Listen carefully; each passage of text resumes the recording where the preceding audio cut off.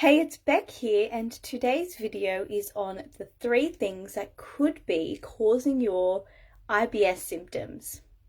So we're starting our Love Your Gut program on Monday, and IBS is a big thing that people do our Love Your Gut program for.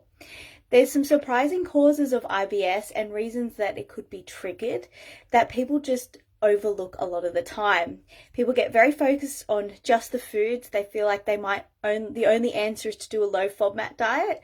However, our approach is very different.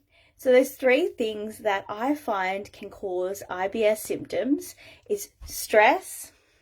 And when I encompass stress, I'm talking about not eating mindfully, eating rushed.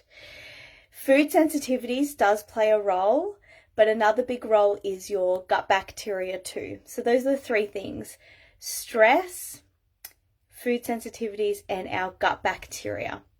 So if we're imbalanced with our gut bacteria, it can cause a lot of those symptoms too. So I'm going to elaborate just a little bit. I go through this in a lot of detail in our program, which is starting on Monday, which is run in our private Facebook group, and I go into more details on these topics. But what I find for a lot of people when their IBS is triggered, it can be caused by stress. There is a very big connection between our mind and our gut. And when we're feeling more stressed and overwhelmed, it heavily impacts on how we digest food. So how does that work? Well, when we're more stressed, we are more sympathetic dominant. So sympathetic, I'm talking about your sympathetic nervous system, is our fight or flight. So when we're in our sympathetic nervous system and we're in that fight or flight, it heavily impacts on our parasympathetic nervous system, which is our rest and digest. So if we're constantly feeling quite stressed and overwhelmed, we're rushing our food, we're not eating mindfully, and we're not chewing our food well, then it's hard for our body actually to digest food because we're sitting in our sympathetic nervous system, which is that stress response. However, if you're more relaxed and you're eating in a more relaxed state, you have strategies in place that helps with your stress, because we all know some of these stresses aren't just going to disappear by clicking our fingers, but it's important to have strategies in place to help with our stress. If we're getting more into that parasympathetic nervous system, which is that more calm, that more rest and digest, it dramatically improves our gut symptoms.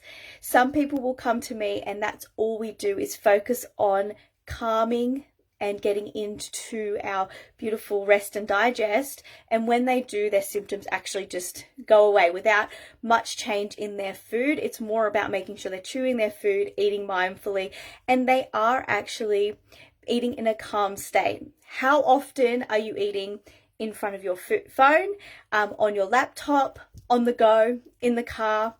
How often are you actually taking time out to sit down and chew your food?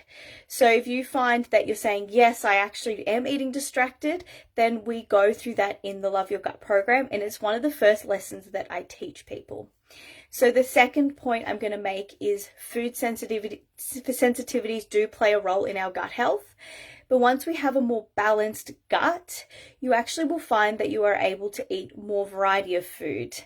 When our gut is really imbalanced, it's very inflamed, and quite often we have more food sensitivities that will affect us. But when we start to eat more mindfully, we're chewing our food, we're eating without distraction. With distraction, you're going to digest your food properly, and that actually can help a lot with our food sensitivities. So we do look at that in our Love Your Gut program. The main food sensitivities we look at is gluten and dairy, because we just see a high correlation with a lot of people having issues in that area. So we provide a gluten and dairy-free eating plan, recipes that help support a healthy gut, and those are the 2 food sensitivities that we do eliminate for a lot of people.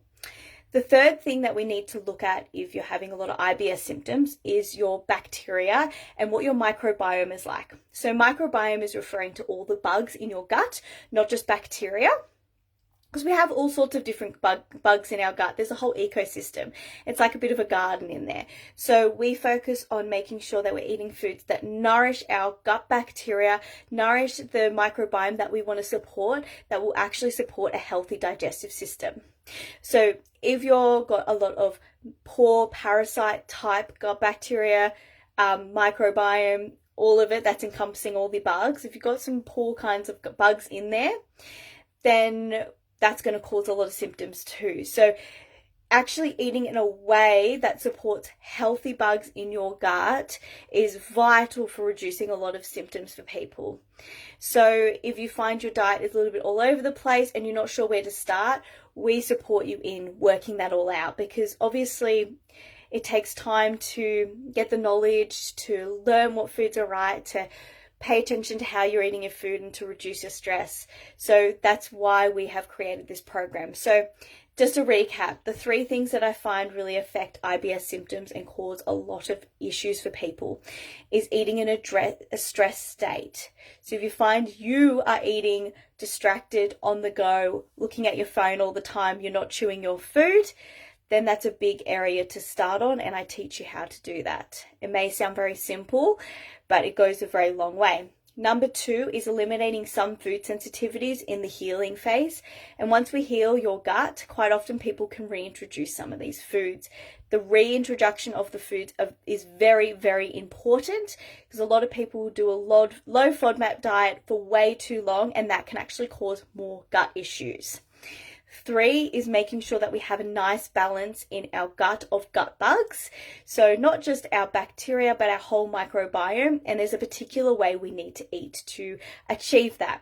A big one is actually eating a variety of fruits and vegetables, which can be heavily impacted by a low-fat FODMAP diet. So when people do a low FODMAP diet, they actually will decrease the diversity in their gut bacteria long term, which isn't a good thing. We need diverse bugs in our gut. Now, I could talk about this topic for a really long time, but that's why I made a 6-week program, so I can break it all down. I do 2 videos a week in the program, as well as answering any questions you may have. So it's starting on Monday, so that's Monday the 8th of August. It's $97 for a 6-week program. You get an ebook, you get my support, you get meal plans, recipe ideas, and I have put the link in the description, and I'll put it in the comments below. I would love to see you in there, and I hope to see you there. Bye.